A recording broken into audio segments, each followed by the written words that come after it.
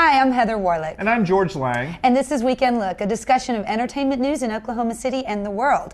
This week, NBC announced that Jay Leno, who is set to leave his position as host of The Tonight Show next year, will be seen at 9 p.m. local time Monday through Friday on a new hour-long talk show and variety show on NBC when Conan takes over The Tonight Show.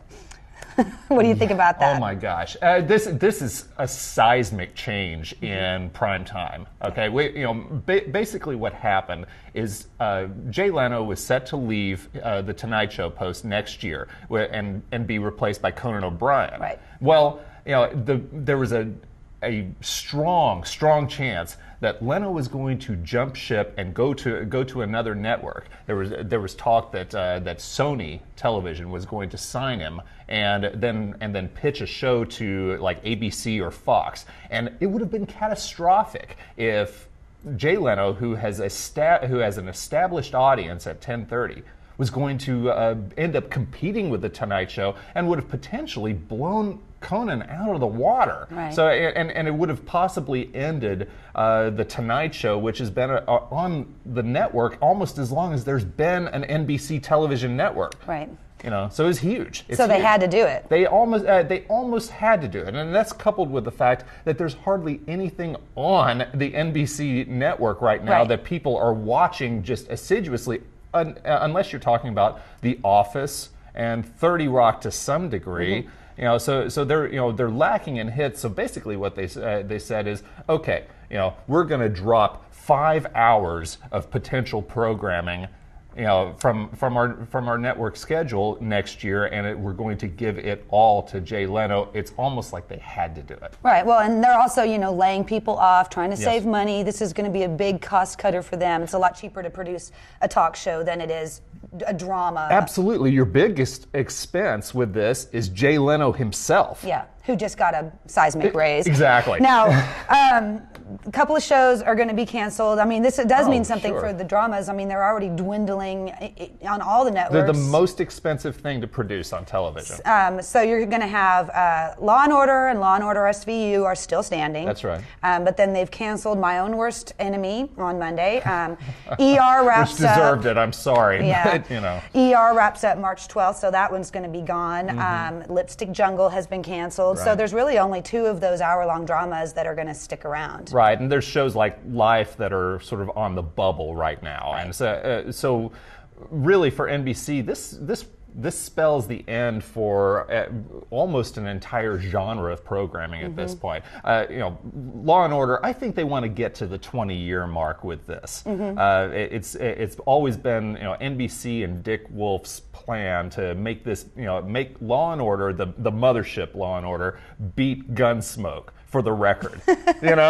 So I think they're going to go for that, and then after 20 it'll probably be gone. What's kind of interesting too is that when all this stuff happens, there's going to be more talk than there will be primetime programming. That's right. There's going to be 3.5 hours of talk total when you look at Last Call with Carson Daly, and then The Tonight Show with Conan O'Brien, and then Late Night, which has the new host from the SNL cast, Jimmy Fallon. That's right. So it's going to be heavier on talk shows than it is on primetime. You're right, and I just don't understand. Conan O'Brien, I would have been seriously looking at getting out of my contract if I were him, because he was supposed to be the main man in Late Night. And now I mean, basically what we were saying is he was supposed to be Marcia, but now he's Jan again, because Leno gets to be Marcia, and then there's and Jimmy Fallon, who's going to take over Late Night with it'll be Late Night with Jimmy Fallon now. He's Cindy, and I guess Carson Daly's like Cousin Oliver at this point.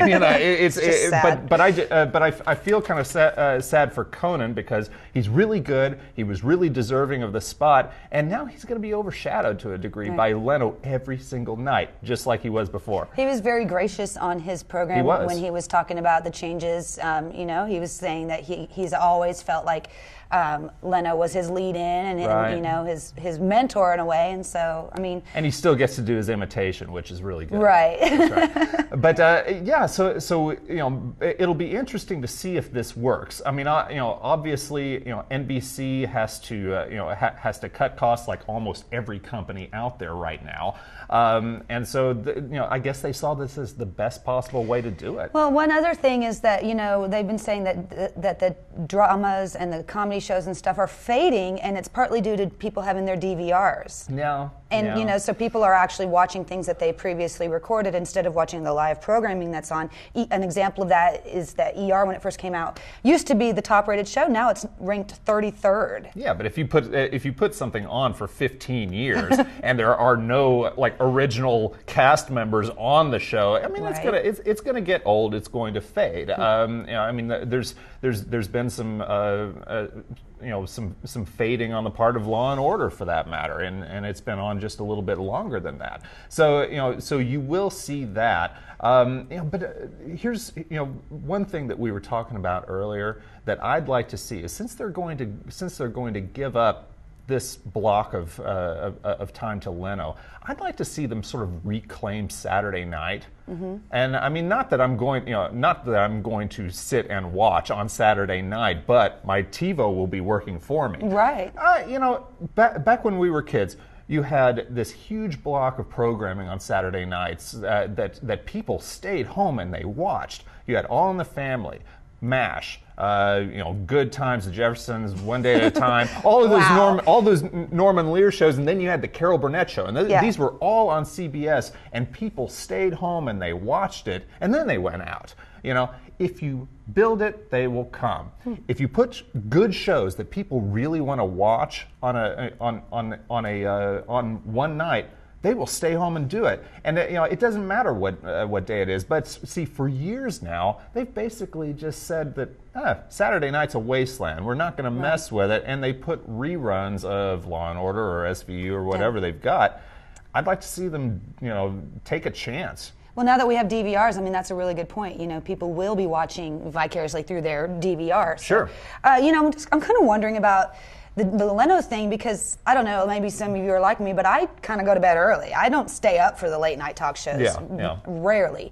And so I think it would be kind of refreshing in a way that I could maybe, instead of being subjected to Law and Order, which I do not like, the shoot 'em up cop shows, dead bodies and stuff. Yeah, I think it might be kind of refreshing to actually, you know, see a little comedy, a little talk show action. Although, you know, they're also saying that there might be a talk show fatigue that happens with all these hours and hours of talk shows. Yeah. But I mean, it's going to be interesting. It's going to be interesting to see how it plays out. And I'm also I'm kind of curious. They, you know, NBC was you know, like throwing all of their promotional efforts just a couple of weeks ago behind Rosie and that variety show. Right. Are they still going to go through with that? Because now that they've got Leno. Good question. It's a really good question. I'll be interested to see if they're still just four square behind Rosie O'Donnell now that they've got Leno in prime time. Wow. Well, it's all so intriguing. Exactly. Well, go ahead. Well, that's all we've got for this week. And for more that's entertaining, just check out the Weekend Look section of the Oklahoman,